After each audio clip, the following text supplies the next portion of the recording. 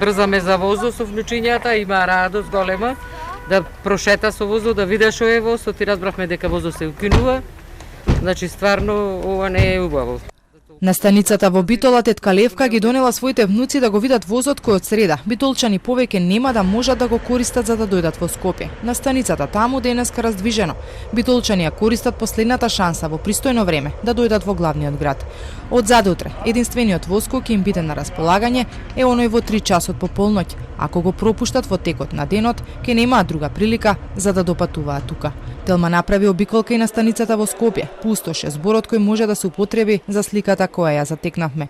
Чекалните и ходниците празни, возови нема, условите лоши. Единствените луѓе беа вработената на шалтерот. Двајца странци кои не знаејќи во каква состојба е македонската железница се распрашуваа кога има воз до Белград или Софија и полицискиот службеник кој не пречека. Патувањето е неизвестно, состојбата никогаш не била полоша.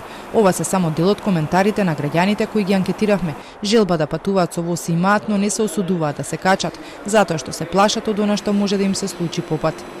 И катастрофа е да се возиш у воз. Може не ти е сигурно, може да погинеш. Искачат од шини. Не би патувал, сметам дека е премногу споро, премногу неочекувани проблеми. Сметате дека е воочајна состојба железничката станица? Да, више долго време. И не гледам дека некој нешто прави да го смени тоа. Бројките говорат дека обемот на работа и бројот на патници континуирано опаѓа, а МЖ Транспорт постојано е на врвот на листата на должници. Според податоците од железница, во последните 5 години бројот на патници во железничкиот сообраќај е намален за дури 30%. Надлежните очекуваат и се уште се надеваат дека државата ќе превземе нешто за овој сектор, наместо секојдневно да се укинуваат постоечките линии. Меѓународните линии одамна ги нема, оние во земјава една по една се укинуваат. По возот од Скопје за Кичево и Кочани, вчера МЖ Транспорт без никакво образложение соопшти дека од среда укинува 2 линии до Битола. Според последните информации, тоа се прави поради лошата состојба на дизел моторните гарнитури. Ова пак е сликата на железничката станица во Скопје пред околу 30 години. Проблеми со железница има и бизнисот. Бараат либерализација на пазарот за да можат да работат. Од Министерството за транспорт пак тврдат постапката за либерализација на железничкиот транспорт е почната. Законот уште во јуни е доставен во собрание, но не знаат од кои причини е заглавен во комисија. Апелираат до пратениците што поскоро да се најде на дневен ред.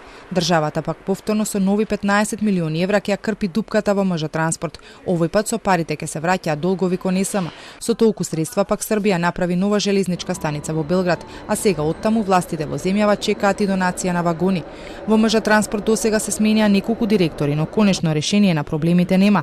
Дупките постојано се крпат со дотур на пари од буџетот. Според информациите, годишно таму се префрлаат од 12 до 15 милиони евра за железница да може да преживува.